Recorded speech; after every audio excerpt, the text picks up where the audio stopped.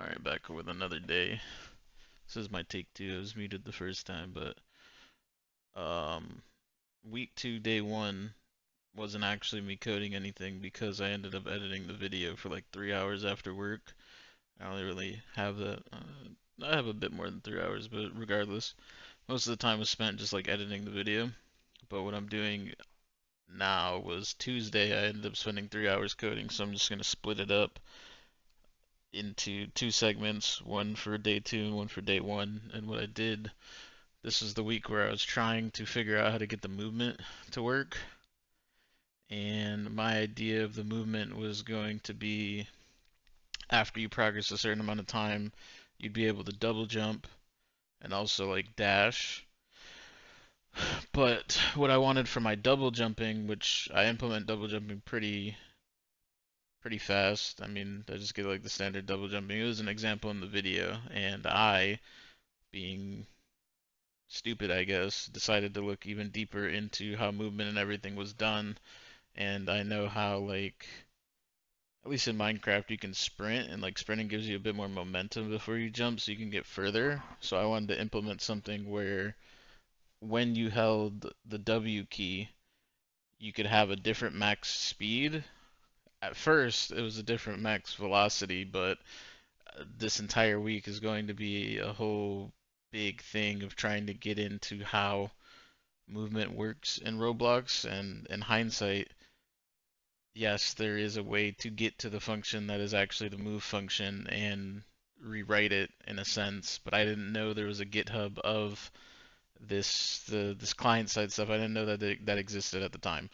But for now, this is me just basically testing this jump, and just for today, when somebody double jumped, I wanted if they held D or A to like kind of move in that direction when they were double jumping. So at first I was just getting down the directions and seeing how it worked, and that was slightly easy. I didn't get it exactly how I wanted to get it, but I was just toying around with it, testing it, and I got something along the lines of what I was looking for. And my idea was I don't know what game I saw it in, but when you do a double jump, they kind of did like a somersault to the side, or like a flip or something, or maybe they did a front flip to the side and something like that. So I wanted something like that where if they double jumped and they did it in east or west or right or left, they would do like a flip or the somersault, and it was just gonna be like just something cool animation wise or smoother movement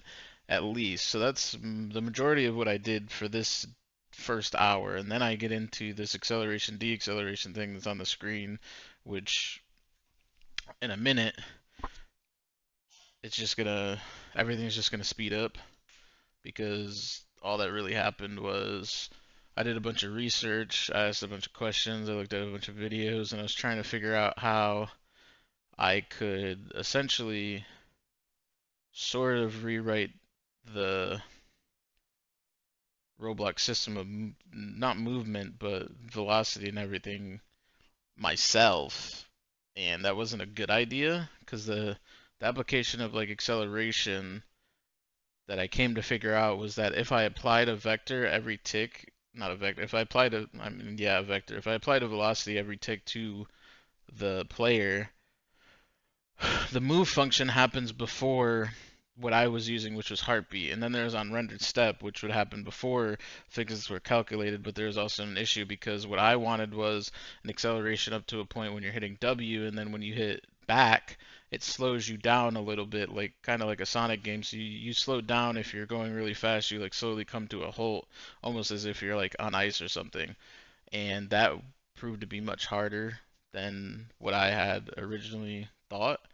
So what I end up doing is start coding a function for applying velocity if they're like double jumping and they're holding down a key. So they go that like to the D, they go D or A, they go right or left.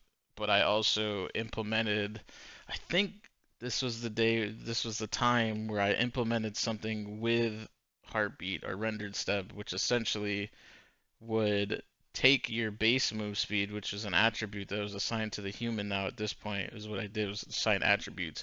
And you had a base speed, and then it would progressively give you your acceleration until you hit your max speed, and then as soon as you went a different direction that wasn't W, it would immediately put you back to your base speed, which is kind of odd and it was kind of janky, but it did at least do what I wanted it to do, which was pressing W made you accelerate up a little bit faster, and you need that little bit of acceleration in order to clear the second stage. Otherwise, you can't clear the second stage. I mean, it's kind of a small thing. It's not too noticeable, but yeah, it ended up being a lot more, and I'm not too clear on what I was doing here, but I'm pretty sure that's exactly what I said. Like, there's a rendered step right there. I guess I started with rendered step, and I was figuring out how to do like move it and everything. And I ran into a bunch of issues, and all in all, it just ended up not being the best thing because on top of this, like I put lerp in there, and